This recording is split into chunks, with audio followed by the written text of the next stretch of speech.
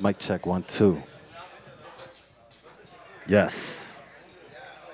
Mic check 1 2 1 2. I'm glad we brought a mic. That's good. No, you can turn it down. Yeah, that's good. There you go.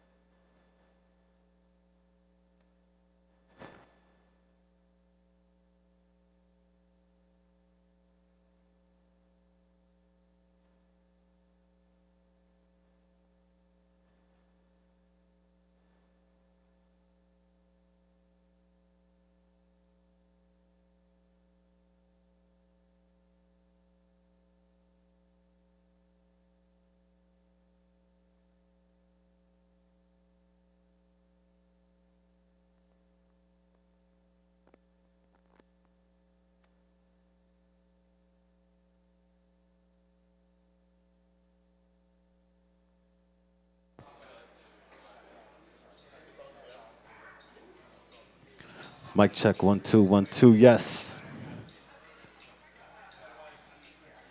Peace to everybody in the chat. Shout to everybody on Twitch.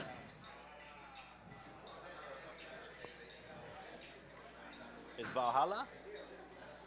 Valhalla? Love that.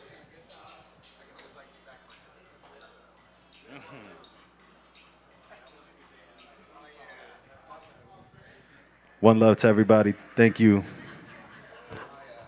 I'm going to stand over here with that shit.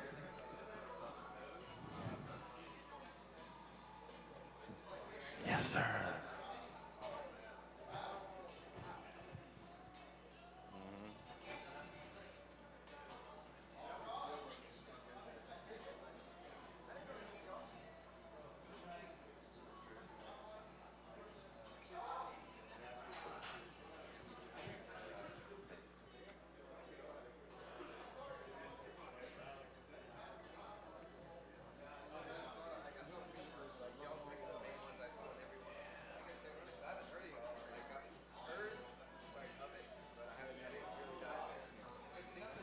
All right, guys. Welcome. Welcome, guys. Peace to make sure you guys can hear me. Everybody's cool. Everybody can see me. You guys good? Sounds good? Is it too loud? Over there, if you guys are not a part of this, am I too loud? Is it too loud? You guys give a shit? Okay, cool. Cool. That's definitely That's you, right?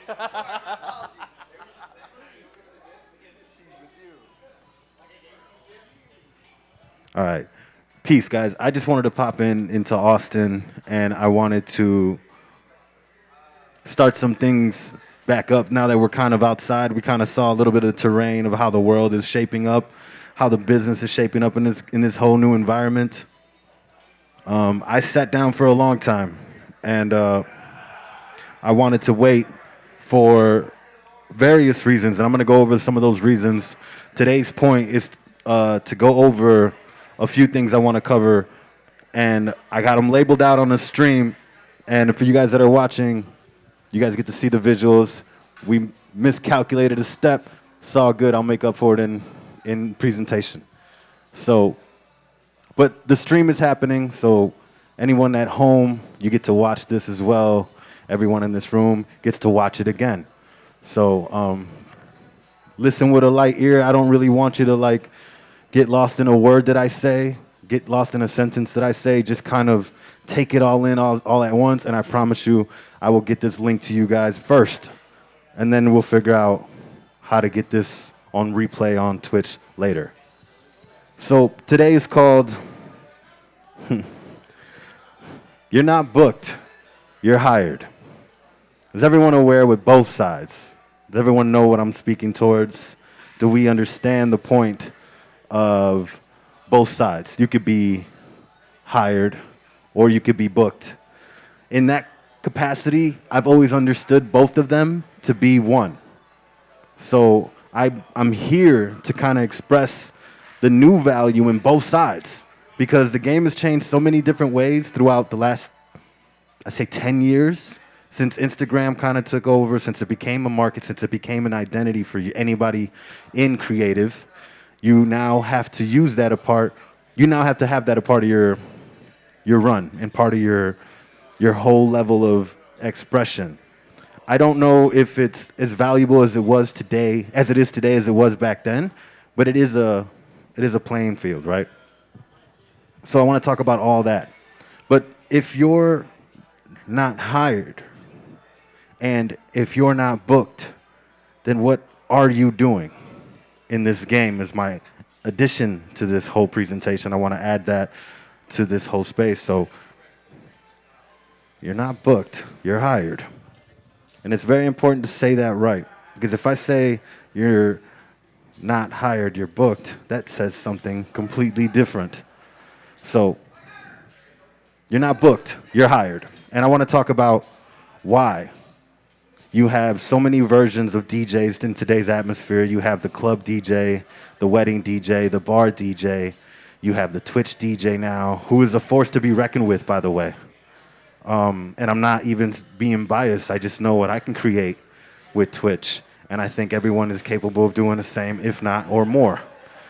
So this whole experience, like I said, you have to figure out what's happening in this game. Because if you don't know what's happening today, or you're not aware, you're just stuck into the way everything was, and they're putting you back into everything the way everything was, I think that's unfair for the reset we have been given, right? So I'm taking the time to make sure this is being said, at least with experience. I'm not talking out of my ass. I've seen some things that I want to share with you guys today. And ultimately, the goal in this conversation is to, like I said, explain what both sides mean. So who's been hired to DJ? Raise your hand. Right? Even on Twitch, right? Me too. All of us have been hired to DJ. Who's been booked to DJ? Do we know the difference between both? I'm going to explain some differences for the ones that can't converse. When you're hired, you come into an establishment, you have an agreed price, you have an agreed direction, you have collaborated on some sort of that communication, and then your job is to begin at a certain time and to end at a certain time. Am I correct in all these fields, right? Right? We don't know sometimes we don't know. But for the basics and what we expect and what we're trying to get into this business and we want to establish those grounds. What time do I got to be there? Where is it at? What are we doing? Okay, I'm there. Now we're agreeing to this situation, and now I'm being hired to handle what we just discussed. This right here is a simple transaction, right? We're all familiar with this, right? This is a phone call, text message, and email. This is how you get hired, and you're there to do a job specifically for that venue, and your job is to listen to the GM, the manager, the people in place, so that everyone is at peace in the room, right? Is that part of your job? That's the professional level of DJing we all gotta play with at one point or another, whether it be a personal gig, a wedding gig, a corporate gig. We have to follow protocol to some extent. All of those variables, though, can change at any given gig, any given contract, anything. All those variables can change. So it's not like we all have one thing to go off of, and then we all use that. We have to get creative, and we all have to know the business and potential of how far these businesses might understand your position. Because sometimes when you're hired, you don't really know who's hiring you. You don't know what type of thing you're agreeing to. You don't know if this person is a good person or not. And then that also comes into play into the situation, right? Because now you're hired. You got to go do this gig. You committed to this person, this venue, the people that allocated the time for you to be there. There's a lot of commitments in place when you're hired. When you don't execute when you're hired, what happens then? Let's say you walk into that spot, you weren't as educated, maybe you weren't the right DJ for the room. Maybe you didn't understand the age group, maybe you didn't understand the demographic. You just walked into this room because you were hired to DJ, right? And we all have a idea where we want to go, but we all get there differently. Musically is what I mean. Sometimes a client might not like that direction that you took. Sometimes they had a vision of somebody else. Maybe they liked the way Diggy Dutch DJ'd, and then they were like, you didn't do any of what we expected because that's what we saw as a DJ to be good.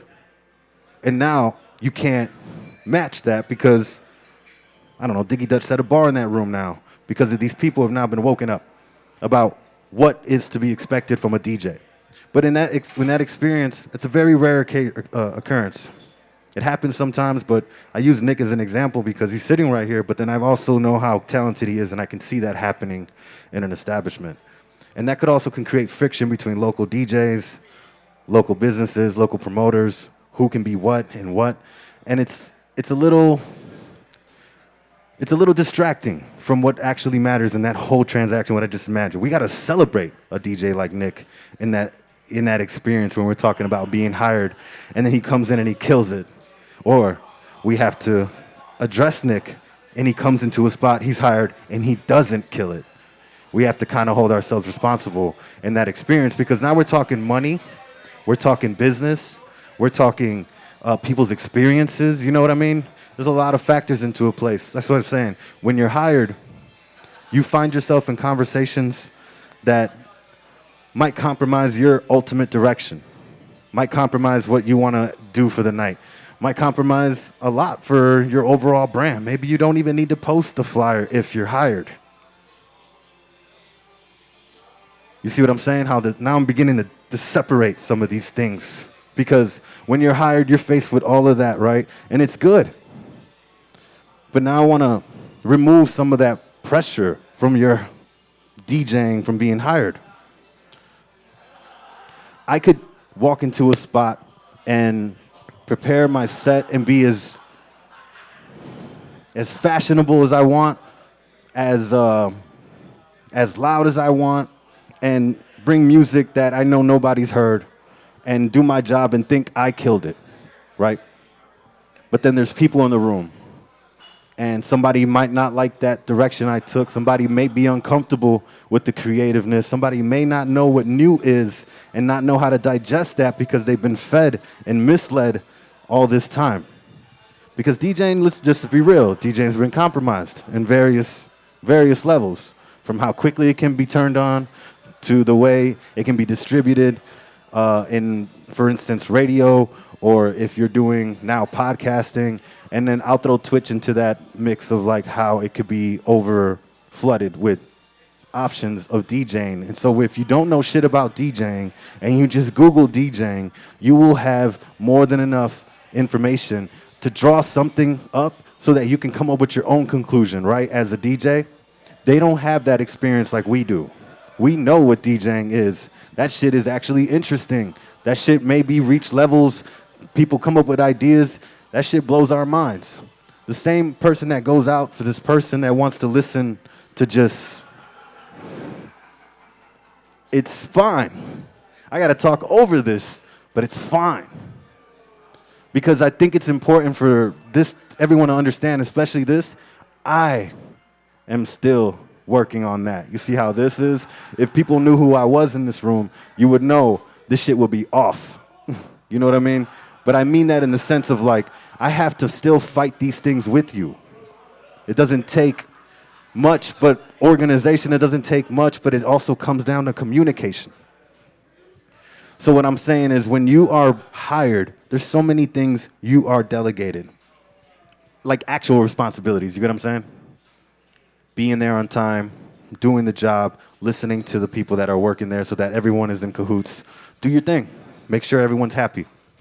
But now, there's some things that they expect from you when you're hired as if you are booked.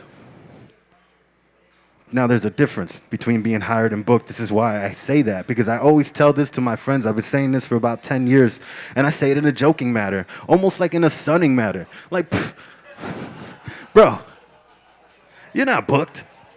You're hired. Shut the fuck up talking to me. And I meant that, because I meant it in the sense of like, look, man, I know you just got into DJing and you think this is fun, but the things that he was achieving, I didn't realize was the brand new level of DJing that was being created for everyone to be accepted. So when I would say that, I would say it in the sense to like, be like, sit down, be quiet, little kid, or you know what I mean? Like, put it away. But I've learned that that statement carries a whole nother meaning nowadays. Now when I say it like, yo, they hired you? Okay, how did they hire you? Then they start to tell me. And then I'm like, nope, you're booked. They asked you to post? Do you want to share a flyer? You have to post this many times? You have to do what? You have to text your friends? You have to send emails? You have to do all that? Wait, what? No, bro, you're booked. You're no longer hired. They crossed the line. You're no longer hired, you're booked. So now it's different where it's like we have so many options to find information of how DJing can be executed, from videos to TikToks, and you could just watch some streams. Some DJs like myself are kind with their information and will host seminars on their Twitch page. And I think it's important for that to happen because of the way we can communicate with people on our own, individually as our own community. I don't need Pioneer to be here. I don't need Serato to be here to tell this story. I don't know if this would benefit a company like them. I could be hurting their company by telling them, beginning DJs, this story. They might actually want turntables. They might actually want vinyl. They might not want to go for that controller. There's a serious thing that's missing here. And I can say those things, guys. I stand on my own. I know you guys are like, oh my God, it's Brian. He's talking about Pioneer. He's talking about... No, bro, I can say these things. I have respect for them. They have respect for me. They know what I'm doing. And I mean this in a sense of like, we have to have an understanding of what both sides mean. So that's an idea of how you're hired, right? We can all agree on that. Has everyone been hired and then been booked accidentally? Like all of a sudden you've been given all these new delegations? Can you raise your hands if you've experienced that? Okay. I think it's important to know that we got duped in that space. Like, it's okay. We now know that, right? I know maybe you might not have said it out loud, but I'll say it. We got duped. We were kind. We were thirsty. We wanted the likes. We wanted the presence. Somebody had the crowd. Somebody booked the party. Somebody wants me to DJ with this other DJ. I came through because whatever. But now you agreed to this much because you thought you were hired. But then now you have to do all the things like you were as if you were booked. And you agree to do it because you think you have to. And I'm here to tell you, you don't have to do that for any spot, really.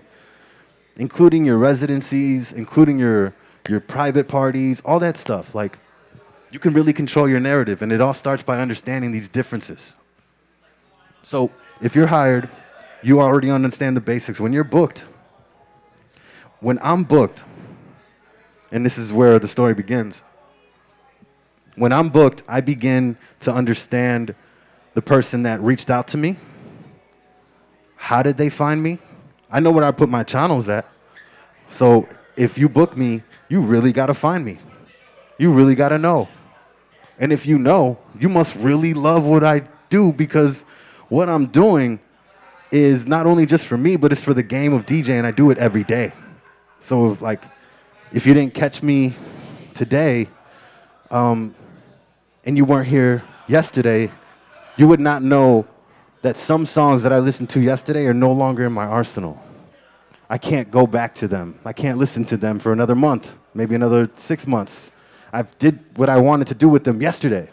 So that's what I mean. My DJing is active. It's every day. So when you book me, I got to account for that. How much time it takes away from me and my actual life, because I feel like my life is now this. I punched my ticket. This is what I'm doing as a human for life, for the remainder of my life, however long that is. But DJing to me is so important because of how it communicates to people in music, in your selection of your creative outlets. So when I'm booked, I try to put all that into anything that I'm involved in. This week, Bonbon is doing a tour across Texas, so we're doing San Antonio, Austin, and Houston. And that, to me, is a celebration of just our sound and our business. And I'll explain a little portion of how that happened, because it's important to know that it's not just me that has this information.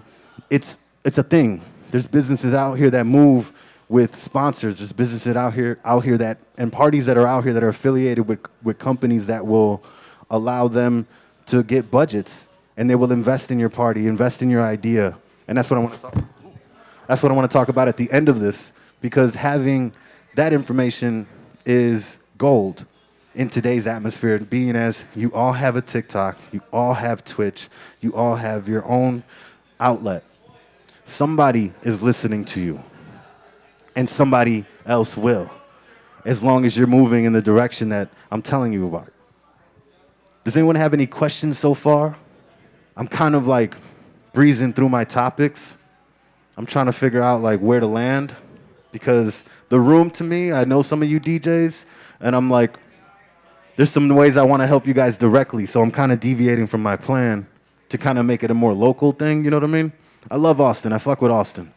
I come here to DJ all the time for South by Southwest. I know that's not Austin. You get what I'm saying? But I come here during that time, and the people that greet me are Austinites. People that want to have me and put me in their events are from Austin. And I'm proud to say these people, during that time, have positioned themselves in their establishment to host their own events for themselves during that very, very profitable time. Or maybe you might be kind enough to bring Z-Trip to your party. And boom, just because he's in town and you're down and he fucks with you, you have the juice. Some company would pay Z-Trip $10,000 to come to their venue. You see how different this is, where you can use your weight? I love Austin. I've had so much fun in Austin. But I also understand 6th Street. I also understand the market of Austin and how businesses come in here at those times and take over things and kick people out. I get it. It happens in Chicago. It happens all over the place. Nobody is to come to that experience. Everyone has to go through that at every level. I believe the way to be bulletproof in that is understanding, like I said, when you're hired and when you're booked, and then having the chest to be like, hey, cool, I have no problem doing these things for this additional fee. Yeah, you want me to post? Yeah, man, it's $100 a post. It's $100 a post, dog. What? I can't believe it. No, well, you're asking for space on my page. You're asking for visual through my channels. You want me to bring people, well, they're going to need to see it. I would love for you to invest in that on my page. Why do I got to do that in general? And if they can't, then don't post. It's not a part of the deal. Hey, that means you got to promote. Hey, that means you got to take all the responsibility. You couldn't afford this responsibility. It doesn't come straight off my back. You want me to be hired? I can come through. No problem. You want me to do any additional work? Now you're booking me. Are we clear on that? So I can move on, right? We get it? I'm sure shit is swimming through your heads, experiences, things that have you already gone through. Maybe you might have got fucked over, but you don't have to do that no more. You don't have to fight those questions, nothing, none of that shit. You can answer them right now today to be like, look, man, I was supposed to just be hired, but now they asked me to do all this extra shit. But unfortunately, a lot of people that are in this new game don't understand that they're being taken advantage of. They're being, used, yeah, well, that too, but used for their clout. There's a different game of DJing. You don't even have to know how to DJ nowadays. Isn't that crazy? But I believe that that's also a part of the game that I accept. I used to make fun of them too, trust me, we all did. But I'm understanding that these people are not a part of the game, like, so to speak, the one that we play, But because the game has been opened up to them for reasons we couldn't control, things we couldn't stop from happening, from companies monetizing this and putting it into a lower level to make sure everyone can see this and potentially benefit off of DJing. I get it. Those people don't have the same experience, don't have the same want. They are interested in the monetized section of DJing, being able to monetize this from your wedding setups, being able to do this at nightclubs on a ring of circle of maybe your little an agency, you call it. You can have all those things, and everyone can exist, but you got to have an understanding that these things, what we're doing on every weekend, Friday, Saturday night, Sunday night, is so much more valuable. If I point out the money that you guys leave on the table by going this direction, you would probably, all of you, fall off your chairs. Because there's sometimes that on a Friday night, let's say Tao nightclub in Chicago. I went out one time on a Friday night, and I see the money happening in the room. I'm enjoying the space. My friends are DJing, and it's dope. It's an entire production. There's lights, there's CO2, there's confetti, and everybody's dressed up, bottle girls, the whole thing's going on, right? It's Friday night. And I find myself in the direction of analyzing, okay, and I don't know why I do this, but I do this. I'm like, damn, so if all these bottles are sold, there's a lot of people working in here. There's like 8 bartenders. I know my friend that's DJing. And we talk about these things. So how does he get his rate that he tells me? How is he comfortable with getting the rate that he told me? After analyzing this room myself tonight, I was like, wait a minute. Yo, that bottle itself is $350. They have a minimum to rent out a table to start. That means that party itself is already covered my man's rate.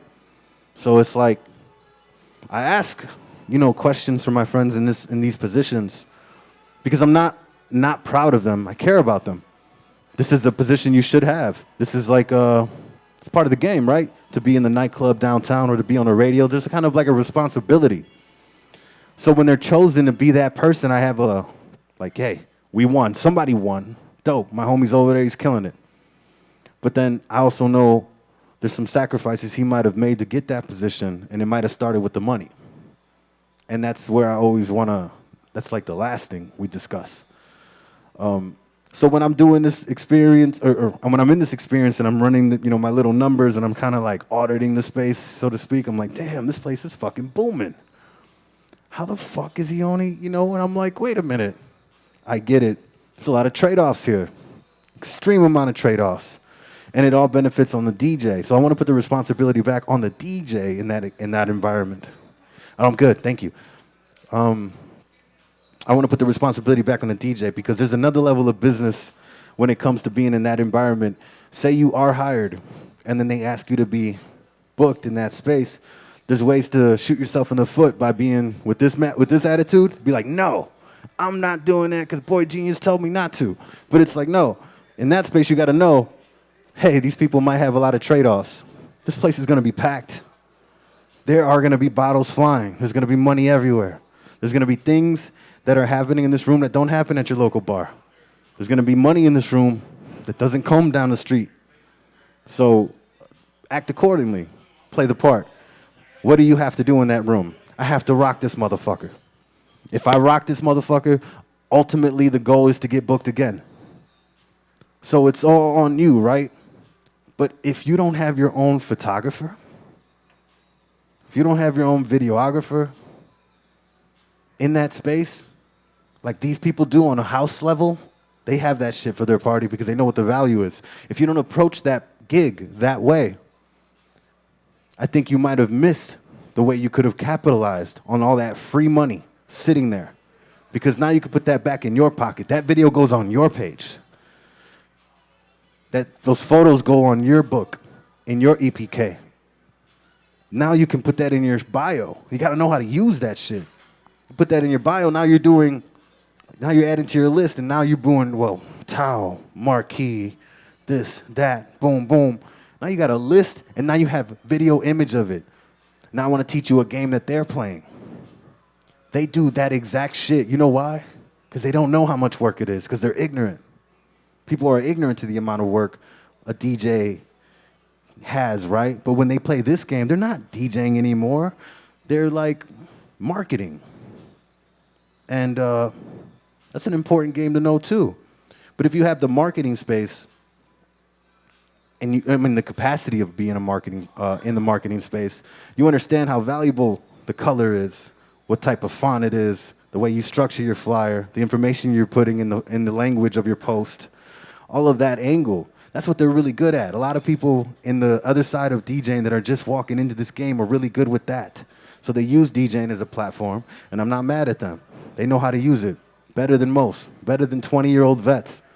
Another thing I want to speak towards, we kind of got to unlearn some of the shit. I tell you that experience so you guys can see that some people could just walk in here and take all your shit because they look good. Anyone shopping for DJs on Instagram have been duped because it's not a way to find a DJ. If you're good at Instagramming, then you're good at Instagram. If your page looks amazing and your page is that, then you're really good at that. And if now I can't add up the rest of your, where's your Mixcloud, where's your YouTube, where's your Twitch page, where are your assets in this game? How long have you been in this space?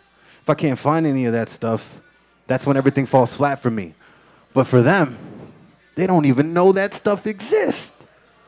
So they play this game knowing all of our best points, knowing how to sell and market themselves as a DJ. But a DJ like myself, who's been in this game for 20 years this year, and I'm kind of celebrating myself this year doing these things to just be like, hey, I know some shit. I finally think I know some shit. And I think it's important for all of us to share what we know, right? And I'm kind of also asking everyone to share something with me after we get out of this so that I can tailor something to you.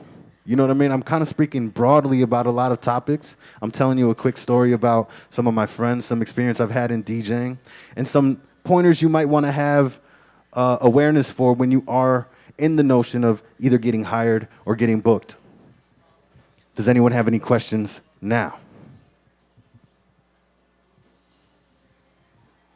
What's up? So I think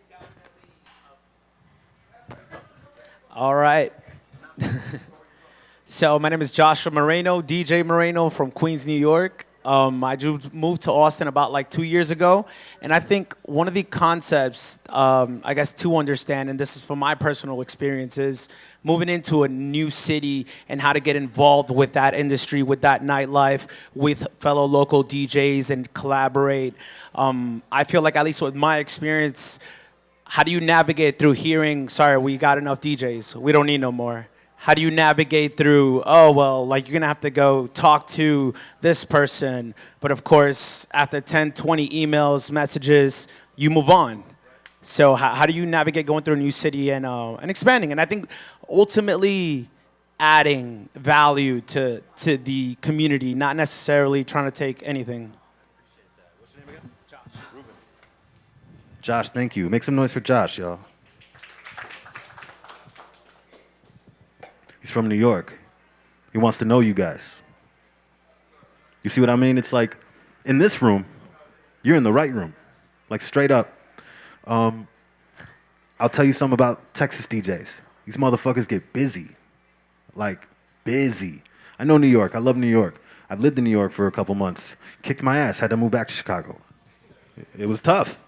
It was expensive, but then, like, my style of DJing is not so slam-oriented, not so yo, yo, yo, yo, it's not none of that.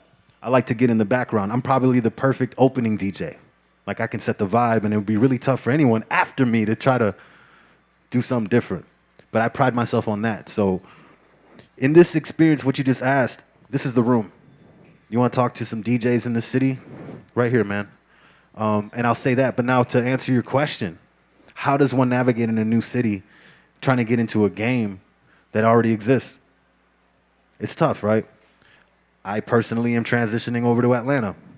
I'm moving to Atlanta for 6 months for a project, but the way I look at it, it might be a thing. I love the space. I love the people. I love the respect that I get. I love the appreciation and the support of all the entertainment colleagues that I have in Atlanta that I didn't realize. You know, it's become a hub. Austin is a hub too. In my experience in Atlanta, I found that I have to be more me than I ever had to be. That's what I would say. You have to be all of you. You know what I mean? Like, you can't worry too much about what Lone Star's doing and what he's doing, because what he's doing, he created. And that's his shit. And he'd be kind enough to share that with you because he's here and he's gonna meet you and he's gonna be like, cool, give you a shot. But ultimately, it's on you, man. You know what I mean? But if I have created something that's mine, I wouldn't know how to invite somebody else into it. So I only know how to do me in that aspect. So the more me I was in Atlanta, meaning I didn't just play Atlanta records when I was there. I played my salsa records. I played my cumbia records. I played my hip hop. I call them bipolar blends. I played those. I played my house remixes. Did my shit. The more me I am, the more confident you are in your step, in your stride, in your selection. I believe that's the easiest way to get awareness and to kind of step yourself into a city. Because like you said was important. You don't want to take anything, you want to add to it. That's my whole thing too in Atlanta. I don't want anything in Atlanta. I don't want nothing you guys have. Don't book me for none of your parties. That doesn't mean, hey, I'm not your friend. Hey, I'm not going to support your shit. That means you did that. I'm me. I know who I am, and I don't want to overshadow anything that exists in Atlanta. I want to make my own shit. Anything that I do in Atlanta is going to be mine, and it's going to be brand new. And shout out to that dude.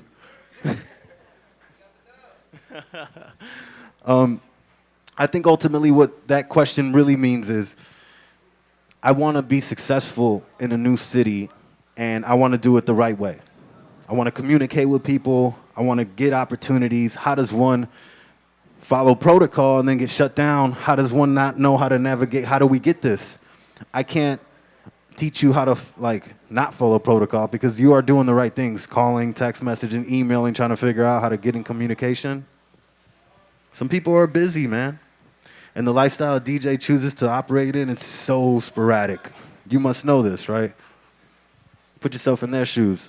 But ultimately, my biggest advice in that stance is have the confidence and the sound that you want to represent you, your selection, the crowd you're in that you want to be in. Go support these parties. That's the other old school tactic. People say, yo, if you want to DJ somewhere, go support these parties. It's a fact.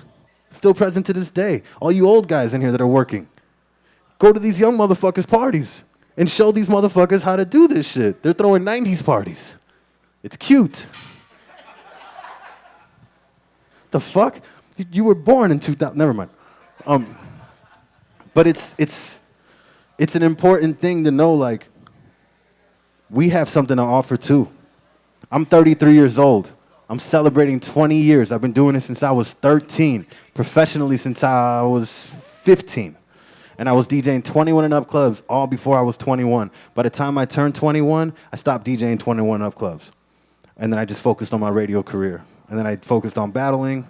And then that whole experience is me. So everywhere I walk, it kind of follows me, right? I don't even know some of those things I want to leave alone. They still follow me. I'm proud of my radio career, but it's not something I want to be known for. It's not what I do. I'm proud of my Red Bull career. Not what I want to be known for. It's what I did. And everything I do is going to be dope, in my opinion, because I wouldn't waste my time on anything else. I've already carved out what dope is to me, so I try to hit all those points before anybody sees anything. And that's what I mean. I'm talking about figuring out what you're going to step in with, how you're going to step in. You don't have to scratch like me. I may not be able to rock the mic like you, but we have different avenues. And then say you do go out here. One thing I'm learning that might be useful for your question you just asked is if we go back to like 2007, 2006, was anybody active in that time? Anybody? Cool. Remember flyers? Remember posters? Remember invites? Remember phone calls you had to call to potentially get an invite for, some type of party? Maybe you got a, maybe, maybe you walked up to these people and picked 11 of them and were like, hey, come to my shit tonight. That's still effective. Extremely effective. You know how people get their information? Everywhere. They're not just getting it from their phone. You can't just walk around and think just because everybody's on the internet that when you post something, everyone's going to see it. No, man, there's algorithms in place. This is why I live in the overground. I don't deal with none of that shit. And if you don't know what the overground is, the underground got flooded. The mainstream is too fast. We need a new space, and it's a place where we can last. Join me above the algorithm with unbound sound, a little place I like to call the overground. And in there, it's a mindset. It's not a it's not a place. It's not a place you can visit, but you can be there. You can create it. It can be yours. And this is where you could begin. You can start painting this wall. It's all white. It's a white room. There's nothing in here. Now imagine that. You got a white room that you get to paint and color. Possibilities are endless. You start thinking about the things you want in there that you always wanted. I've learned to start thinking about the things I've never seen before. Because I can stand over there and see that shit. Somebody has that shit over here in 3D land, but in the overground, nobody has what I want. So that's what I'm saying. Like, in this space, at least, if I give you that gift, you want to create something, you want to put something in the air, go there. Go to that mindset, get that clear space, and try to figure out how you're going to attack. I would start by one. Start building your shit one by one. You got to fight this algorithm. You can't post the best flyer anymore. I've already seen the best flyer. I don't want you wasting your time trying to hire your friend for $75 trying to post a flyer that's going to be seen by 16 people. That's not your responsibility. That's their responsibility.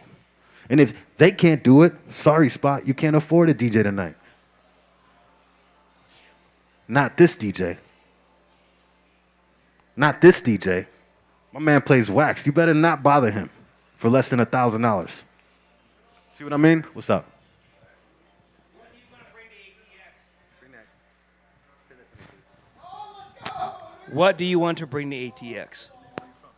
Reverend Payne, I'm from here. I was the first saxophone player to play with a DJ in 97. We had our first group in 98 called Monk the Ensemble. My best friend, Gomi, John Gomi. We brought in a lot of DJs and stuff. I'm sorry, I'm clipping. But hey, I'm a chef and I'm tired and I don't play anymore. But one of the things is like, what do you want to bring into ATX? Okay. The question is, what do I want to bring into ATX? I want to bring in a new mindset. I want to give you guys power. I want to empower you with your information that you may not know. I want this game that may have been shielded from you to finally be revealed from the top all the way to the bottom. And I'm starting with this presentation by saying that if I were to bring anything anywhere to any city that I go to, whether it be DC, New York, Detroit, Miami, Atlanta, Houston, San Antonio, LA, those are the cities I'm prominent in. I love visiting those cities. There's a lot of networks in there. I can go there whenever I want. But the things that I leave behind are my individual conversations. And to me, I feel like I'm talking to you guys as clear as possible. And I feel the only thing I can leave in this game in general is an example. I have to live the example of the lifestyle of a DJ. So in order for me to do that, I have to create quarters of that for that to exist. Because I'll be honest, DJing doesn't exist on 6th Street. Give me 1 second.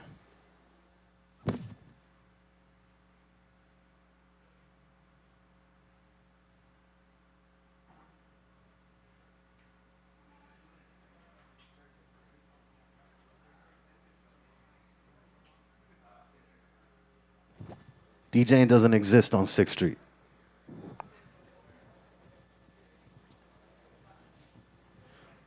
Okay? DJing doesn't exist in a lot of parts. Because your favorite DJ doesn't DJ. And I say that with my whole chest. And I mean that with my heart. See where it's placed? What would I bring? See, that's such a loaded question for someone like me, because I know you don't, I know you're asking. I'm just saying, like, for me, the way I'm thinking right now, there's a way to bring a new life to Austin in the space that is. You said you weren't DJing. A mindset. I want to bring power in that. I want you to have information. I can't give you a gig. I don't want you to take gigs if they're not for you. You can't. That's what I'm trying to explain is there's nothing anyone can give you if you don't understand for yourself where you are and how to apply this stuff. So I'd much rather give you information.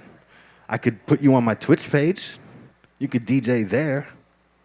But that's me sharing my platform that I created. You get what I'm saying? I'd much rather teach you how to create your own.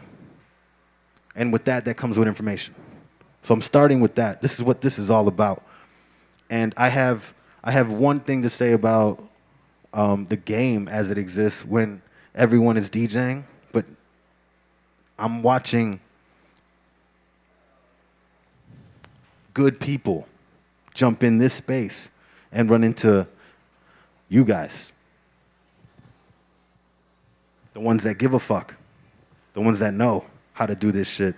And they don't know how they compromised you. You might have to step back and be nice. You might have to be kind to this person because they got a following and this person got booked over you. You don't know what's going on. And I've been compromised like that in a few spaces, and I'm like, wait a minute, who is such and such? And they're like, they're this. And I'm like, okay. Then they DJ, and I'm like, what the fuck is going on? Why are we listening to Jagged Edge? Where the party at? What the fuck? It's 2022. Like the original edit, like not even a remix or like some, nothing, like fuck. Cool, y'all are happy with this. That's actually the point I have to learn too, where it's like, oh shit, they're happy with this. Maybe we might be working too hard. Maybe we've already hit the peak of our DJ points. Maybe we've already done this. And we don't have to do it like that anymore. Maybe we got to unleash ourselves from the shackles that we put ourselves in, from the game that existed before, because we had to subscribe to some things. We really had to do these things. You had to fucking mix. You had to scratch. You had to blend. You had to be creative, and you had to contribute. Then on top of that, you had to throw a party. Then you had to blow out your party. Then you had to go on tour. Then you had to DJ all these clubs all over the place. And then you had to be a DJ for a rapper. Then you had to DJ for a television show. Then you had to do all these things. That's what I'm saying. There's so many levels of things that DJing has already tapped into. It's not unnew. Everything that's happening has always been there. It's just it's being utilized at a lower level because it's easier to monetize a lot quicker.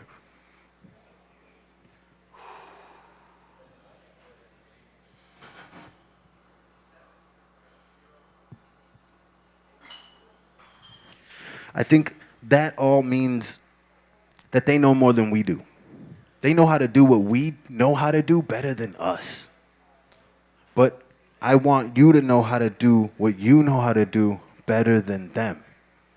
And I'm only here to tell you, and I'm speaking under this cloud of just folklore and ideology, but I'm trying to get you to understand that the way I'm speaking is not meant for you to develop anything other than your own opinion. I want you to start thinking about some things. I want you to go home and ask yourself these questions. Am I booked? Am I hired? Does this make sense to post for this place? How come I didn't check them here?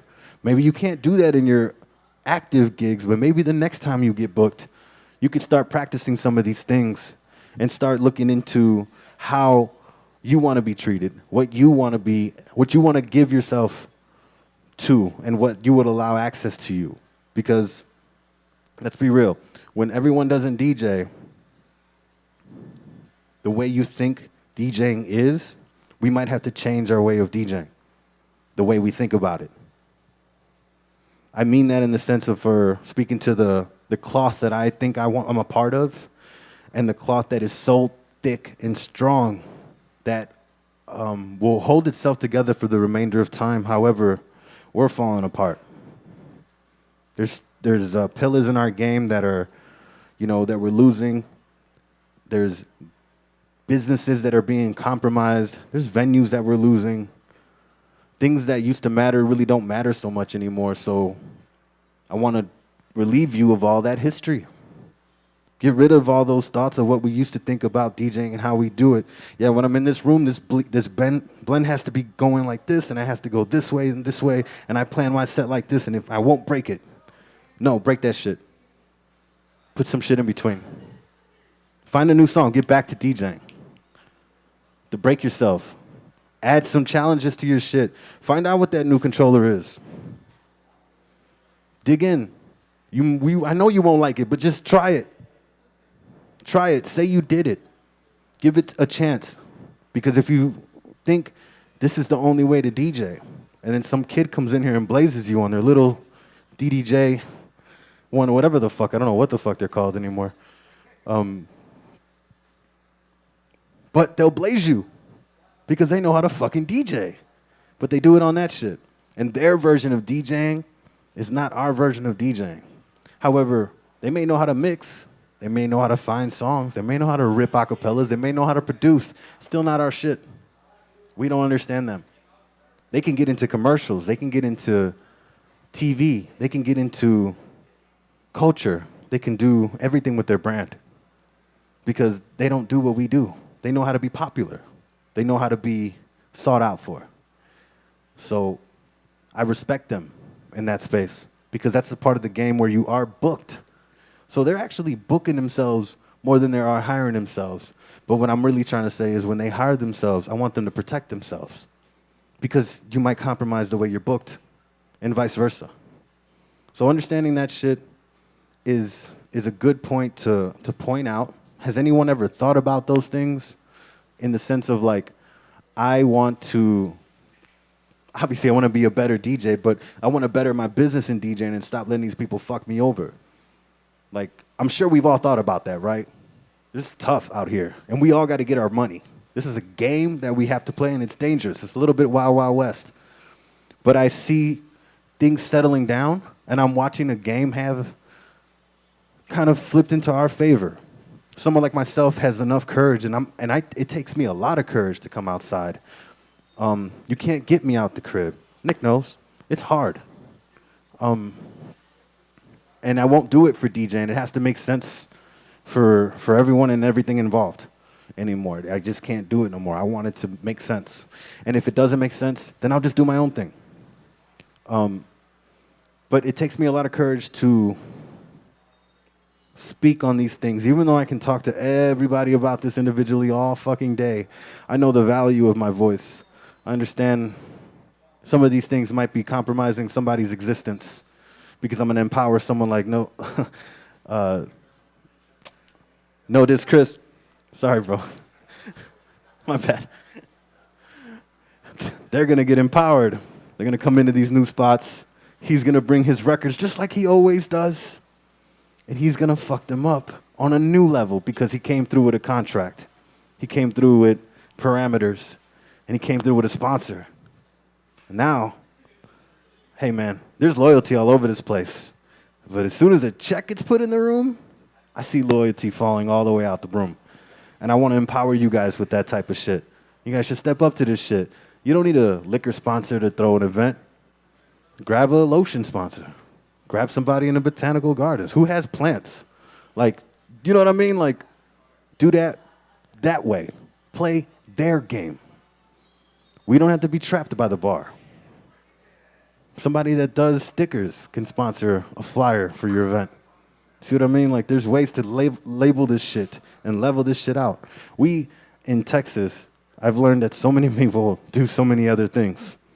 You could be a DJ, but you might be making T-shirts. You might be making stickers. You might have all the equipment in the room. You might be the one that gives everyone a ride. I don't know. You do something different in Texas outside of what you normally do because Texas is that big and the people in Texas are that strong.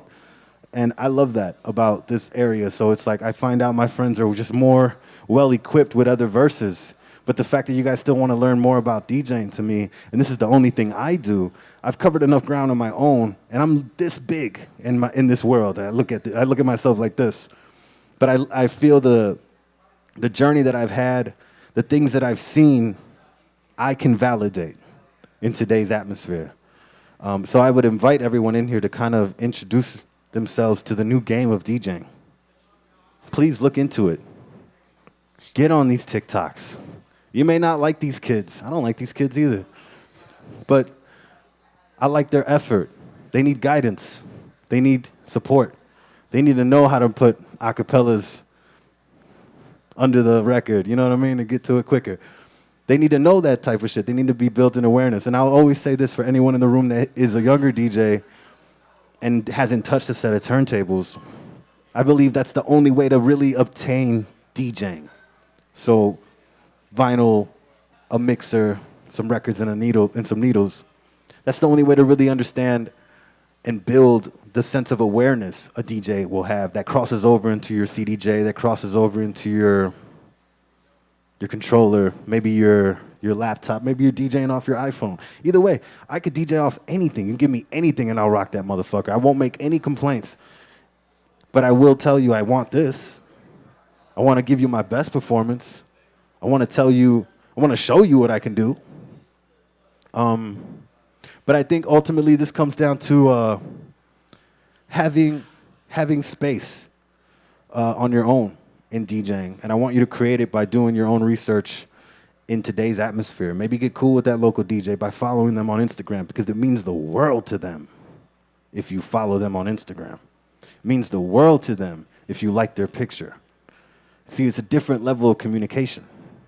You give me a like, I don't give a shit.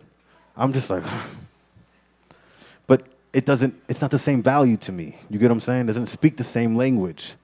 You'll hear slang. Well, that's their slang. They talk that way. Don't like 5 pictures in a row. Now you're a creep, but be conscious of the crowd you're trying to get comfortable with. Speak their language. Go to their parties. Like their poetry or their pictures. Applaud their efforts. Don't ever try to teach them. Don't ever try to teach them. They don't want to learn. They want to figure it out. Just like we did. I did. I still do. I hate when people are like, yo, Ruben, you should. And I'm like, motherfucker, you should. Do what you just told me. For you. Don't bother me with what I should do. You don't know me. You don't know what I should do. And you just told me what you should do. That's called projection.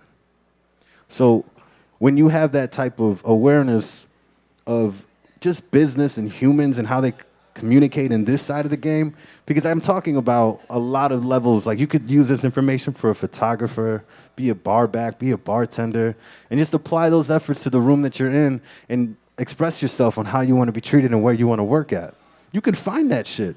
You can even create that in a spot just based off of how you communicate. I believe controlling your narrative is the most important thing. And if you have an idea of where you want to go, what your strengths are, please capitalize on all those things by sharing that with the world, applying that camera to your phone, to your setup. Get on Twitch. Play this game because these kids are whipping our ass. They're whipping our ass. And I love it. Like, it's there. I love it. I really do. I'm like, all right, man. You guys got another gig at the same spot? You guys got another flyer up? You booked another guest DJ? Oh, shit, who the fuck? I can't even say his name or her name. Okay, dope. Keep going, guys. You guys are just going to keep finding out. For us, we have to know what they're doing. I believe that. I believe we all have to know what they're doing, because if we don't know what they're doing, we'll never find the time in today, in our own little world, to even learn. to even try to communicate. I don't want us to get lost in our sauce, in our era, in our way of thinking, and how we can consume information, what channels we choose to consume information. Sure, YouTube is huge. Have you tried TikTok? Me either. But I'm making TikToks. I'm trying to like see. I don't know if I want to be in there. You won't see me dancing. But I'm just saying, like, there's something there. And I think for all of us to kind of just encourage each other to be in that space, let's say I challenge you, blend for blend. You put one up, I'll put one up. And then we'll talk about it, Chris. Yes! You're about to fuck them up. And then you're going to be booked all over this place.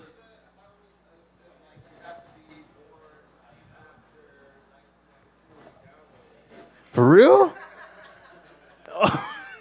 You almost gave me some shit. I'm like, damn, okay, how'd I get in? No, but I mean that. Look, he's got to buy a phone now.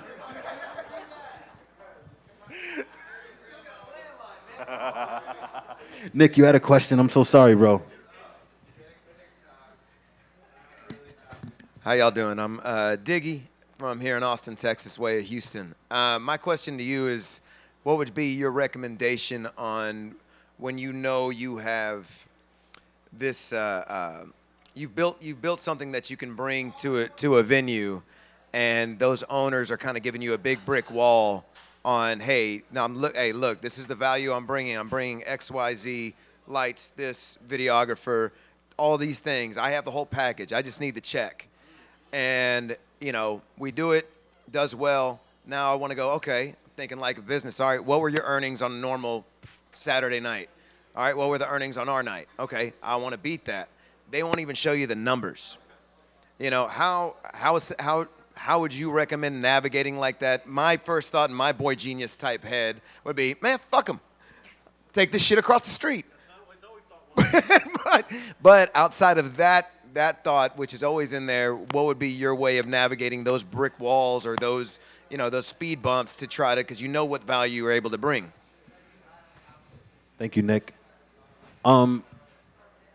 Great question. I feel like you're right, man. I would say fuck them. But it's today, right? That would always be my point. Let me tell you what I would do. I would just say fuck them. Because really, what they're telling you they don't want to do is work with you. So fuck them. Let me give you an example. An example we can all relate to. It's dating. You want somebody, right? They're gorgeous. He's handsome. It's amazing. She's amazing. He's amazing. I want to meet this person. Doesn't want to meet you. Will be kind and be courteous to you. Will be talk to you, but doesn't want to talk to you. Doesn't want to give you the opportunity for a chance to show yourself. Maybe expose yourself. Not that way, but in your personality. I think that type of relationship, it's not meant for you. Now, when you do encourage and you want to maybe turn their head a little bit, maybe it is the right spot. Maybe you design something with them in mind. Maybe they have a waterfall, and you called it something like that. I don't know. And your party is based off of that decor, and now its identity is based off of this venue. That would be an opportunity for you to ask and create that type of package. So instead of, first of all, to answer his question all the way, you need proof of concept. You can practice these things at other spots, little spots, local spots. I throw a party called These Are the Breaks. It's a hip-hop sample party. It's dedicated to hip-hop sample party. I did it on Friday nights in Chicago, and I did it from 5 to 8 p.m. when the happy hour first got introduced to Chicago. So I was the first to that new check. And I ignorantly just asked for $3,000. I didn't even know. I was like, what the fuck? 5 to 8? Who the fuck is going to come out from 5 to 8? Nobody. Boy, was I wrong. Apparently, people like to drink. I don't like to drink, so I don't know that shit. But there's bars all over the place. You guys know this, right? I don't know this.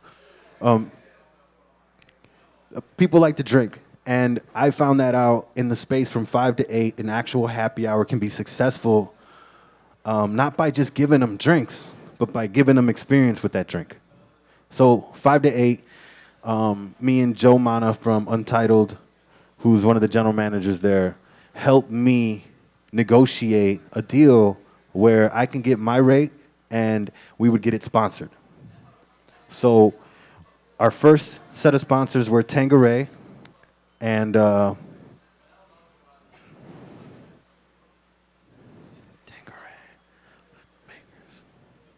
and Kettle One. Okay, light and dark. For them to give me the budget that I wanted to get, I had to turn in some tangibles. And it was more or less the evidence of proof of concept. So me and my graphic designer, and this is what I'm saying, guys, stop wasting these motherfuckers on flyers. Put these motherfuckers in decks. Does everyone understand what a deck is? To create a deck, it's like an EPK, but for your party. Do I have to expound? Straight up, speak to me. Okay. Yeah, okay. It's an electronic press kit.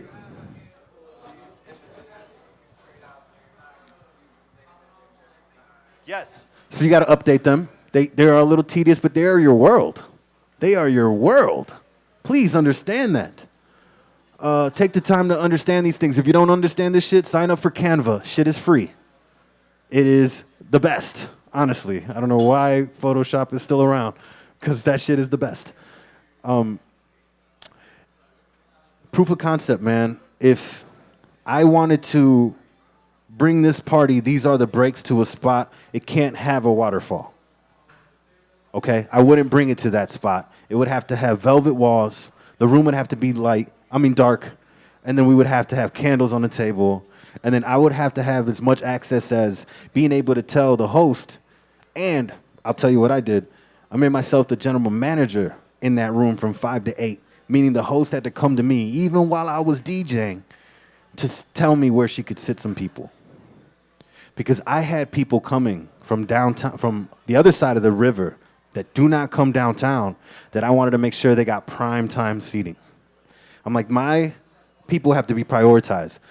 In Chicago, there is a stigma where if you don't want to be treated wrong, you don't want to be treated in a bad situation, you just don't go downtown.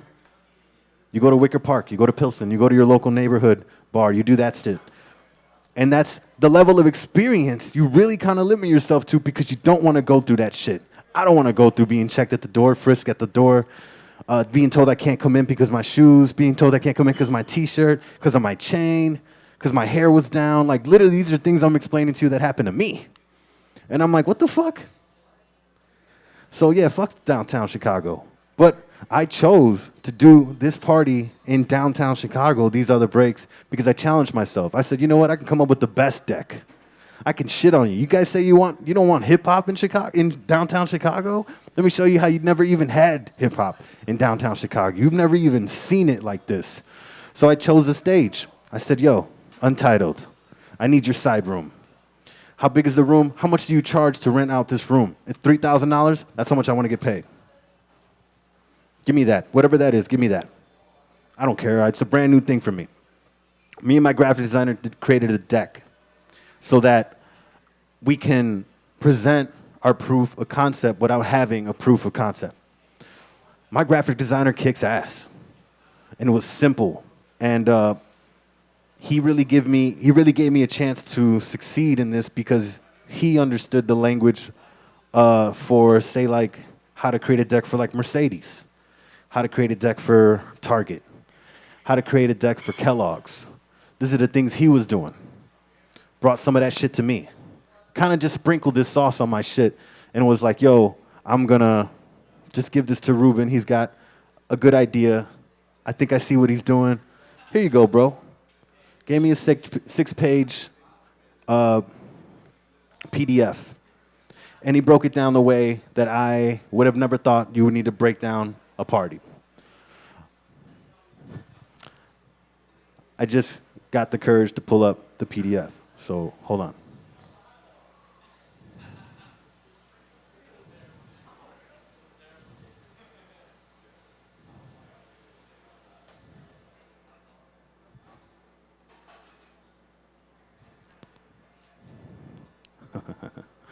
Oh, wow. All right.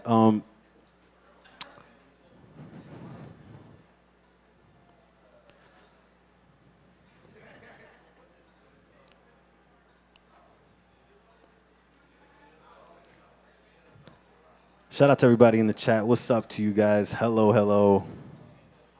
What's up? I'll get to some questions in the chat. If you already typed your question, please just copy that shit and repost it, and I will get to that. But let me show you guys this PDF. Image, where is it?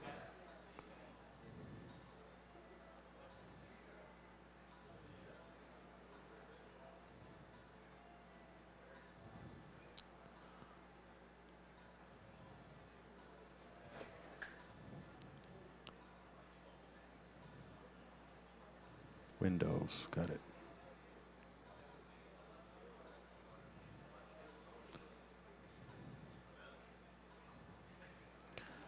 Okay. This page, it starts with a intro landing page. It's called These Are the Breaks, and it has a picture of, oh, I know exactly how to do it. Duh. Anyone on OBS in here? Anybody fucking with Twitch? Yes? Yes? Love it. Please, let's communicate. Let's set up some raids. Browser, boom.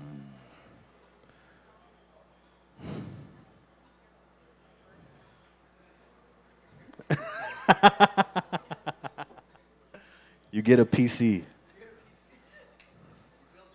Yeah, you just get your own shit. Don't let nobody tell you how to do this no more. Just go get your own shit.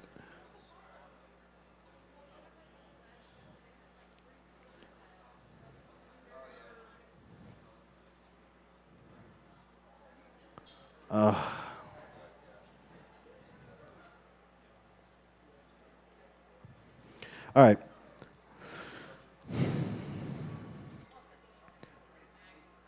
I think I can turn this thing around, and I think I want to show you guys.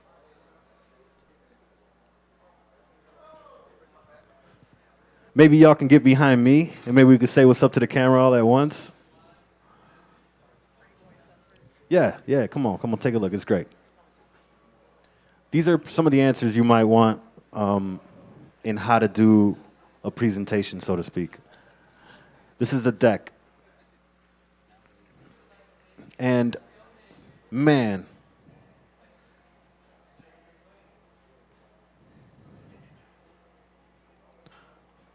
okay. For this party called These Are the Breaks, you're looking at this, right, for the first time. No one's ever seen this. Has anybody seen this? Okay. Right. When you see this, what do you guys think? Very sellable, very digestible by the sketch art is on the side of the screen. Art, yes. It's simple. It's I wanted direction. I wanted you to know exactly what the fuck I'm about to give you without me saying anything else and even scrolling down. Do you guys get what's going on here when I say this party's called These Are the Breaks and we play only hip-hop samples in it here? Does that look like that? If you saw this on a flyer, if you saw this on the street right now and you saw These Are the Breaks, would it hit you? Would you start to think where you heard these are the breaks, where you might have conceptualized the idea of what it is? Okay, let's continue.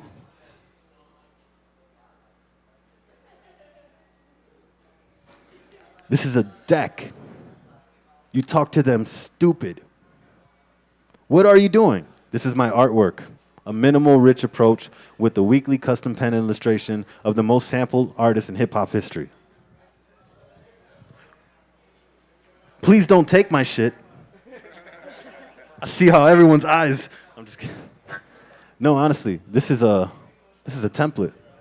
I'm sharing this with you because if one of you guys can execute something like this, we can all do this shit.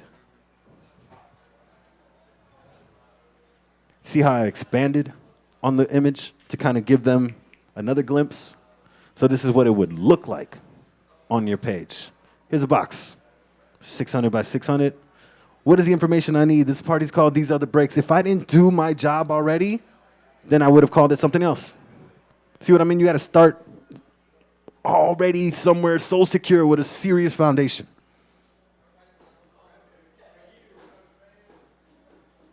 What is it about, Ruben? These Are the Breaks, a happy hour, playing all original hip-hop sample classics every Friday at Untitled. Sounds by Boi Jeanius, hosted by Pharaoh. This, to me, is all you really have to say.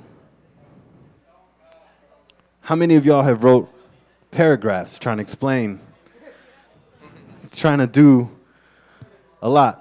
Consider this courting. Like you want to court somebody. Take all the mess out the way. Get out of their head and out of their way. Just give them what they want. These Other Breaks is a happy hour playing all original hip-hop sample classics every Friday at Untitled. I'm telling them it is already there. They haven't even agreed to this. I'm telling you, no, it's already there. It's at Fridays. It's happening. This is the company. And I'm like, no, it's every Friday at Untitled. That's the type of confidence you got to pull up with. You have to tell them, no, we're doing this here, like this, at this time. You like this shit, right? I know, I like that shit too. Tell them. What are we going to do? This is what it looks like on your phone. When I post a story, it's going to look like that. How we're going to tell people? Well, I got 3K on my own. That's what I'm saying, one by one, bro. One by one. Grab them one by one. I got 3K on my own. There's a specific list that I have that I know that I did one by one. Over the 20-year career, 3K. I would say like 1,000 of them are active still today. Social media, 10,000 reach. At the time, and I'm going to talk about that, at the time you would say 10,000. Oh my God, that's a lot of people. You're famous. We would create a custom hashtag. At the time, that was a thing to be used to kind of sort out, maybe have your own website, so to speak, inside of social media was the hashtag. Still usable today. Still very, very effective. Hey, use the hashtag blah so that you can see all the photos from blah. See what I mean? Still very effective. It's a way to use social media as like your own website by using a hashtag. Anybody ever thought about that? Putting a hashtag up and then now you've collected everybody in this. Got it.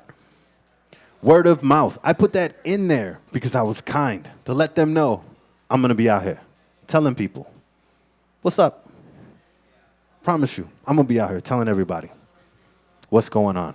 I don't expect everyone to follow me, but I am going to consistently use my word to bring this to light. Email newsletter, 2,000 subscribers. I have still not figured out this email shit because it's literally the most functional and unfunctional thing I've ever encountered.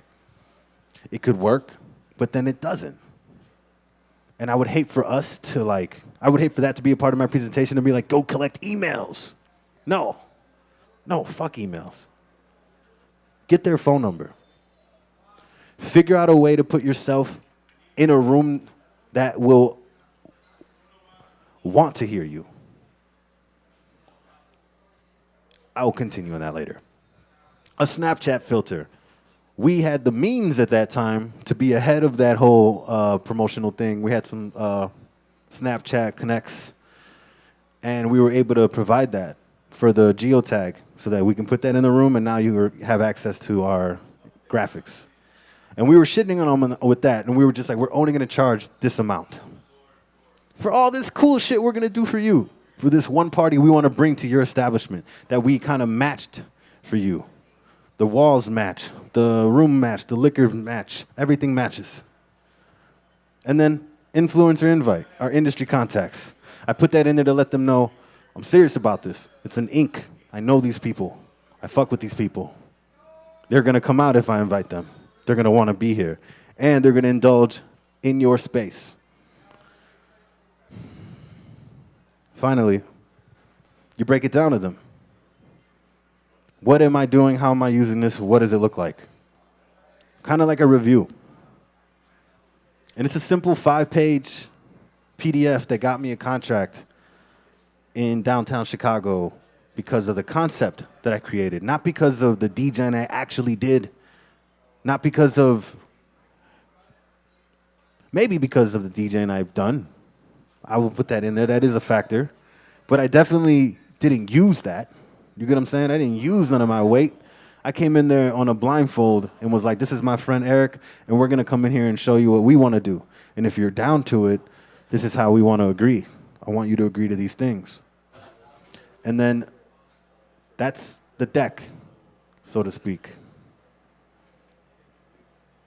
And there's other decks.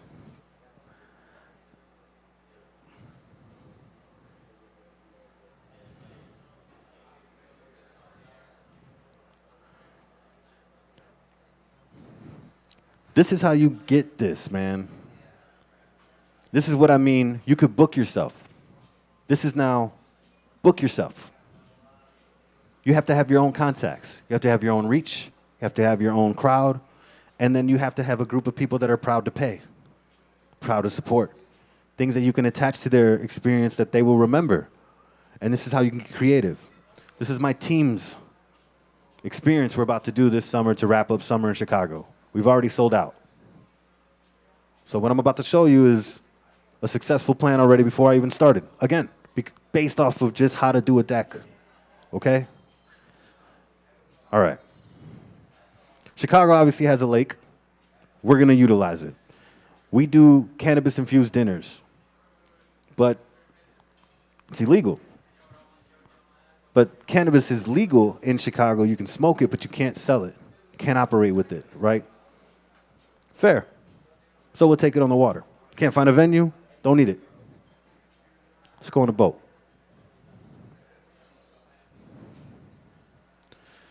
$250 per person. Right off the bat. Is anybody going? Can anybody go? Can anybody go? Raise your hand. Are we going? Who's going? Who's comfortable paying $250? And you don't even know what the fuck is going on yet? That was the first thing I said. And I'm telling you, it's for 4 hours. Right off the bat, are we still going? It's 4 hours long. It includes food, beverage, and herbal service. Are we going? Oh, I'm in that bitch too. It's only going to be 6 to 8 people? Oh, I'm definitely there. You get to cruise past iconic Chicago landmarks against the lakefront and river downtown. And then, just based off of Chicago, there's fireworks at 9 p.m. Hey, guys, are we going? I'm going. I'm in there. I'm bringing my own stash. And it looks like this. See how we sell this? This is for the investors. This isn't for the person that's buying a ticket. This is for the investors to get us the product that we need to make sure that we can service what we're trying to offer. Yeah, so we use it. So I'm saying use everything you have. Use everything. That's what they're doing. They're doing it so ignorantly. They're disrespectful. So do it the same. Don't be afraid to express and show your ignorance in this game. You get rewarded. You know, people believe in courage. This is what it's going to look like. We've already thrown a boat party, and we were smart enough to already have video and photographer. We came up with this plan again, so we grabbed those same photos, and now we did that. Yeah, bro. Come on, man. Come on. Stop wasting all of your resources and start putting them motherfuckers to work. One second.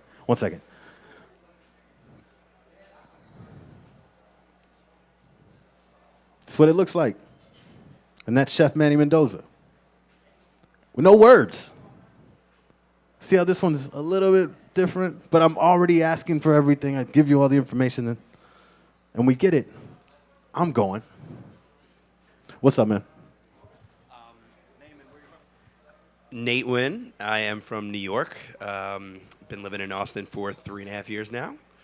Local DJ. I do some stuff like this. I do events like this, and I think looking at this at the level of professionalism, the Marvin Gaye shot, people might get overwhelmed looking at that. Like, I don't know if I have the graphic designer or the right resources, services. One, you mentioned Canva, so if you're not on Canva, definitely use that. Just wanted to drop another nugget. If you are not utilizing Fiverr, it is like insane how cheap you can get stuff done. $5-6 for a flyer, for even a deck like this, where they'll just pull stock photos. Right, and then you can make it your own, whatever, but it is a lot of foreign talent, and I think that's just one key takeaway that you should leverage. It's super, super cheap. Yes. There's services out here, gentlemen, ladies and gentlemen. We have so many things available to us. All I'm asking you to do is just shake the tree a little bit, get out of your own head, and look at this shit from a very plain perspective. The game is up for grabs right now. Really, it's up for grabs. And if we got to compete, then compete. Play the game against these motherfuckers and let it live on your own, on its own. Don't try to force anything. Don't try to put too much in your basket. Don't try to, I'm the best DJ in this. No, you're not, bro. No, you're not. Nobody is the best. Nobody. I've even said this recently to some people to kind of encourage them to just be like, look, man, if you're not as dedicated as me, if you don't even try to do this like me, like, I'm a prime example of what you could be as a DJ. If you don't try to get up like this, just don't do it, man. Just don't do it. Like, just don't do it. It's tough. It's hard. It's compromising. You got jobs. You got wives. You got lives. You got a whole bunch of shit going on. Just don't do it. Stay out of this. But if you really want to do it, there's a way to look. There's a way to sound. There's a way to approach. And it doesn't take a lot of your life. It doesn't take a lot of time. It's just an awareness. And then how you apply it. That's where your creative comes back into play. How do you do this? Okay. I think that's the basis of a deck. You guys go back to your seats if you guys want. You guys can totally hang out right here. Not a problem.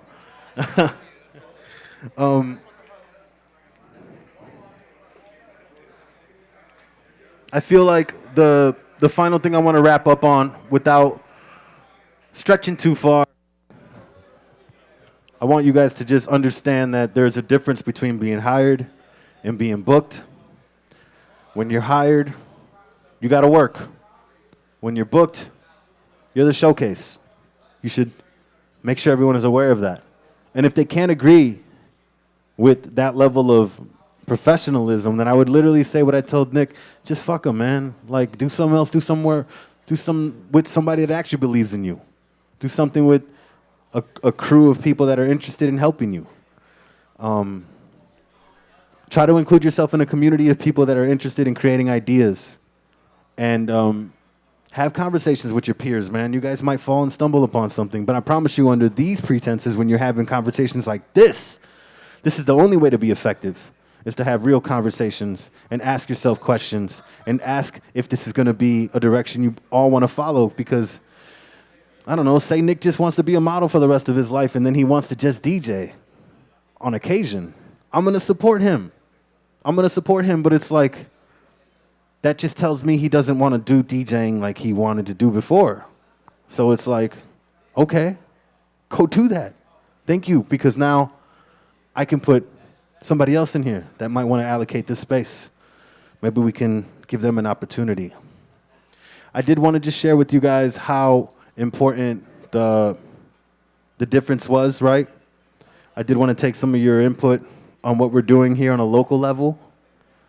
But the basis of my conversation here today and why I asked you guys to be here was just to kind of give you guys a perspective of freedom. I want to remove you guys from the shackles of DJing that have been presented. That game is no longer present. It doesn't exist for this new generation in the way we have to play it. There is a new game that's present. I invite you guys to take a look into it. Invite yourself into these spaces. Be supportive of the DJ community that is present, because they're killing it right now. They're doing it in their own way, though. They don't have to play the blends. They don't have to play the acapellas. They don't have to play the remixes. They don't have to do any of that shit. They just have to show up, and they're hired. You see what I'm saying? Like they're hired. You guys might know how to be booked and could benefit a spot like that. Maybe you don't need to be there every Friday DJ. Maybe you can ask him for 4 hours in 1 month on one night that you can do your one thing, and it's going to be on you. You are going to have to bring the people. You are going to have to bring the sponsors, and I challenge you to do that. Because the minute you create that atmosphere inside of a space like that doesn't allow that to happen, because DJing doesn't exist on 6th Street. You cannot DJ on 6th Street. It just doesn't exist. How could you? How could DJing exist in any environment out here? And I mean that, even for the young bucks in here. How could that exist? You guys have to listen to your manager. You have to listen to your promoter. You have to listen to the birthday girl. You have to listen to this person and that person. When do you ever get a time to listen to yourself in that equation? Only when you are getting their shit and organized. That's when you're finally listening to yourself. But I mean, there's a way to do both. So I wanted you to have both sides, right, of how to be booked and how to be hired. But there's still one more thing I want to talk about, your creative aspect in both elements. You can cross over. So if I'm hired and I'm in this place just to play the hits, well, the creative aspect is to figure out how creatively you can play the hits, right? That's the most obvious choice. In a booking aspect, I'm not going to play the hits. I'm supposed to do something that nobody's heard, nobody's seen, nobody's done. You know what I mean? Like, it's another level of me. But if you wanted to do that and reach a broader audience, you can do your creative sets in your booking aspect and include some of that hired mentality, some of this popular music, and put your spin on it. And that's the responsibility you have and the opportunity you have to create a brand new lane for yourself, a new channel to communicate to a brand new market that you never really tapped into because you were afraid of compromising your set, compromising your DJ integrity. No, fuck that. Play Miley Cyrus, but play that shit with some shit that you found, that you vetted, that you were like, yo, people are gonna fucking lose their brain over this. Find that spirit in this game. And for the young bucks, where do you guys get your music? Where do you guys get your shit? Record pools. Is that the only place? Other DJs? Okay. Don't you get my shit. Nah, man. Okay. I love you guys. I'm going to say something, okay? But I love you guys. Let me start with love.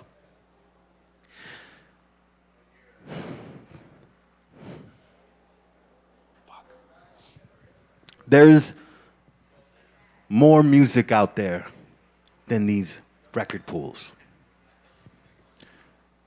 I have them too. But you know what they're selected by? Other DJs. These are not A&Rs. These are not professional people that got put in place for records. They're appealing record labels. They have a direction. They have to fill these slots with priority records. They're not necessarily the best records. They're not the most popular records. They're not the one everyone enjoys. They might be the one that's on the radio. They might be the ones that everyone might hear. But for the shit that you want to like present yourself, you're only limited to potential of music that you find on the internet. And I want to give you guys the courage to get close with people that collect vinyl. Because they got some edits of those songs you can't Google, you can't fucking nothing, bro. There's nothing you can do. Literally, there's just nothing you can do. So I want you guys to get the courage to be like, you know what? Let me fuck with Buddy. Yeah, he's 56 years old.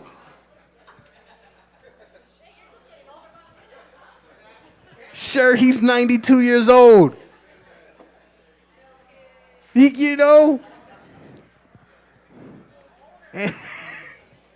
I'm saying some jokes, but I mean it. Y'all should connect with us. You may hear us shit talk. You may DJ better in your environment. But let me tell you something. I can rock your party, but you can't rock mine. And that's the difference in this communication, this gap. People think, oh, I could just do that, and I could do this, and I can succeed. And yes, you will. Yes, you will, kids. And I highly recommend you keep going. Keep fucking that shit up. But run into one of us, and you will find that there's some structure. And I want you to know that shit so that you don't have to create a further burden, a further gap between us. Every one of those experiences that we have when we're an older DJ and a newer DJ gets... Now, if that younger DJ doesn't know what that older DJ knows, you know what the older DJ goes? We go out and tell our friends, this motherfucker, yeah, he's got 60,000 followers, but he doesn't know how to fucking connect a USB. And it's true, man. That's my critique for you guys. What the fuck? Don't you guys know technology? Weren't you guys born in it? Where's the... Like, come on. This is DJing still. Let's have that part of it because the functionality of this doesn't go anywhere. It's universal. Everyone should know how this works. But that's where this comes from. You don't ask. We don't tell you. We assume the internet is your friend. You already know all this shit. So there's just a disconnect here. And I want to encourage you guys to ask your older community DJs. Maybe try and play with them one night, thinking you're all hot shit. Yeah, your little party's cute, man, but that's all a part of the miseducation of DJing. So I wouldn't be so proud of what you might have been counted as popular, because some of the shit that these guys have done is actually created spaces, created music adventures for people, and I would invite you to try to do them too. Try to come in the spot with a theme. Try to come in the spot with a blend that nobody's heard. Challenge yourself to DJ. And I challenge the older DJs to invite them in, because this is what we have to do. Yeah, they're going to fall on their face. They might invite you to their shit, and you might shit the bed. You probably can't keep up. You probably don't know shit about Meg Thee Stallion. You don't know anything about ESTG. You're not listening to B King. You're not banging that shit. Do you got any B King records?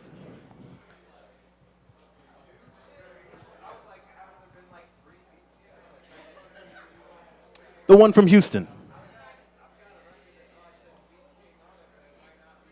But that's what I'm saying. He's got some. I have some. I bought some. And you're in this shit. But play that shit at your shit, man. Yeah, bro. Bring that shit to your shit. Bring that shit to everywhere. Really everywhere you are. I know. That's why I'm talking to you specifically. That's why I'm asking. If you did have a Beat King record, it would be you. Because I have one. And I use that in my environment. So, like, if I'm playing an all-wax party, guess what I get to do? I get to play Beat King. Because I invested in my DJing. Because I found the research, I found the people, I found the connect. Somebody put a white label out there. It's not even out. Just got it. Thank you. Thank you, friend. Appreciate it. Now I get to play this shit. I got the instrumental and acapella. That's what I'm saying, bro. Yeah, we got presses over there. Motherfuckers are doing shit illegally. Sorry. Okay. I just wanted to encourage that last bit of statement for the DJs in the room to kind of just communicate with each other. Don't just talk to me, talk to each other. Maybe ask each other what you guys do. Follow each other for a couple weeks. Go through each other's pages. Support each other's flyers. You already know how much it costs to invest in that shit. Support each other. Be in those spaces. Maybe give some pointers when you're asked. Not tell somebody how to do shit. Wait for somebody to ask. But always offer the opportunity to ask. Please, there's a new game here. I don't want anyone getting left behind. I want everyone working together. You may see me, you may hear me, you may think how conflicted I could be in this space, but it's only because I've seen it go in directions I didn't believe it could ever go. Because I believe some of the pillars in the DJ game may have fell off this space and just allowed things to happen because of business.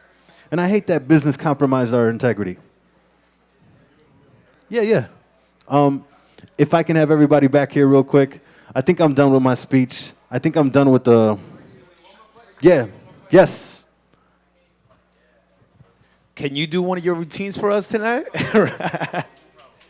Yeah, definitely. Any other questions? You need to level up, y'all.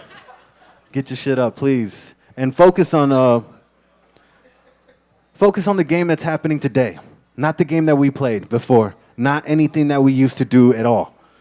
And maybe take a chance in a new environment. Maybe book yourself in one of these new places. Maybe book yourself with a younger DJ. Book yourself with an older DJ. Maybe challenge yourself to get away from the circuit that's already here. Maybe walk into Valhalla themselves and be like, hey, I want to do something in here, and I want to buy out the whole space. You know how I'm going to do that? I'm going to bring you a sponsor.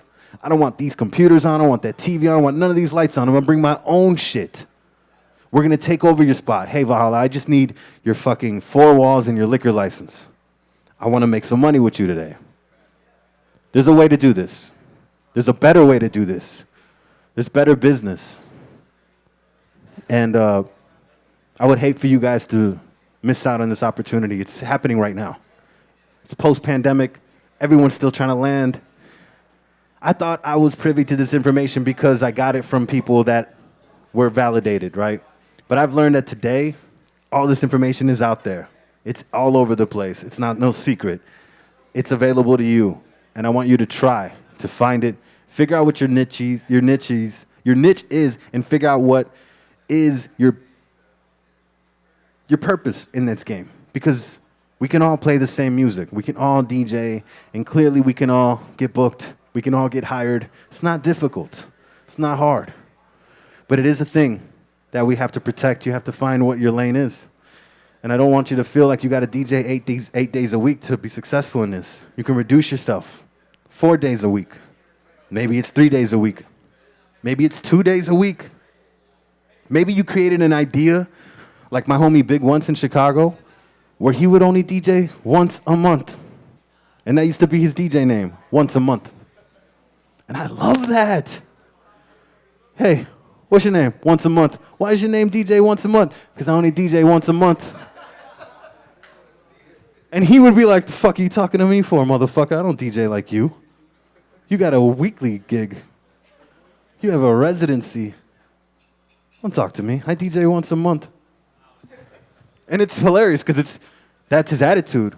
But because of how real he was in that space, that's who he was, who he is, he would get booked once a month. But he created an idea for himself. He attacked, he hit all the angles. I can't come out to your party tonight, Ruben. I got my party this upcoming week. Your party's in 2 weeks, bro. I know. I'm still planning that bitch. I have to create the flyers. I have to get the people in order. If I don't call these people and tell them I need the fucking cups, the napkins, the fucking the balloons, if I don't have the budget for the DJ, all this shit falls apart. I got to stay on top of these motherfuckers, Ruben. You know how much money and budgets they got for their own shit? The fuck? I can't be at your party. Hey, man, I got you. Thank you for telling me all those things. I now understand how serious you take this, and I'm going to be there for your fucking once-a-month party. Think about the value you create for those type of things. I want you to step back. I want everyone to step back. Maybe take a weekend off. I'm not asking you to make money here. You get what I'm saying? This is about DJing. You're not supposed to make money DJing. Does everyone know that? You're not supposed to make money DJing. You could get paid to DJ. See how that's a different sentence? Don't make money DJing. Get paid to DJ. Get paid. Because when you do that, that means you told everybody what your price is. Do not forget, there's the cost and the price. Put them shits together, and that's your rate. How much does it cost for you to be fly? Well, shit, my hair costs $60. If I want to get it colored, it's $120. Okay, I need fresh shoes. I need a fresh t-shirt. I need a bag of weed. I need a hotel. I need space. And then my rate. Don't be afraid to ask for that shit. Please get it. I want to see everyone traveling in here. I want to see you getting outside of your circle. Hey, what's your cost? For me to get out of this circle, okay, cool. I'm getting paid $250 at the spot every Friday. I want to take this gig on Thursday night. They're paying me $150. But I get the whole time. I get to do whatever I want. I get to come in here and maybe do something. Maybe build something. I want to give you my cost and my rate, but you already determined my price. There's a trade-off here, man. Money is not the only currency, so if I wanted to do this and it's 250 on a Friday and 150 on a Thursday, but I get to do what I want, I get to build something in here, maybe I can get them to agree to the first part of this whole conversation. Maybe they can book me for that price. See what I'm saying? I'm not trying to get you to make money. This isn't about making money. This is about getting what you're worth. It's about your value. So if I come in here to this spot, hey, $150, cool. Can you guys book me? Meaning, can you guys pay for the photographer that I want to hire? Can you guys pay for the graphic designer that I want to do this with? Can you guys help me out on this one night? I'd appreciate it. And I'll accept your offer, and I'll come through, and I'll blaze this bitch. And I get to do what I want to do. And then once it comes down to a point, hey, if we get to a point and it's packed in here, can we potentially turn on some sponsors? Maybe put some investors in the room. Maybe put an artist in the room. Maybe can we book a DJ? Can we do something exciting? See what I mean? You got to do this one by one. Take it one step at a time. Do not get lost in the algorithm. It's flooded. Don't even worry about it. Try something new. Try your own thing. Try it at a small spot. Build your confidence. Build your team up. Build your party up. Make sure your idea is solid from the top. I just showed you. It's got to click like that, or else it doesn't click, guys. Or else you're reaching, or else you're pandering. I don't want no one to pander. Do not pander. Not in the room, not for the client, not for nobody. Don't pander. That's going to be one of my T-shirts to make fun. It's one of the big-ass pander bear. Like, just fucking pander bears. I think that's it, y'all. I just wanted to leave you guys with that word of encouragement. One love to everybody on Twitch. Peace to everybody tuned in all over the map. Hello to everyone. Yes. I think that's it, yeah. If there's any questions, please ask me. I'm going to be outside smoking, and I will be in here scratching. Picture? Picture and what? You want to say something? My man, Chris. Guys, make some noise for Dirty Chris, guys. Big ups. Big ups to Scratch Theory Tejas. I appreciate everybody that comes out to support Chris in this environment of scratch DJs. We need this here in Texas. It's so powerful. We need to have it. You guys are amazing. You guys need a place to come through and feel confident and comfortable. So thank you, Chris.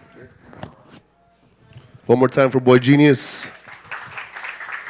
I just want to thank everybody that's here. I want to give a special shout out to Raymond, Chris Cernasty, Valhalla, DJ Lone Star, everybody who came up, helps set this shit up because everyone knows it's a lot of shit to set up.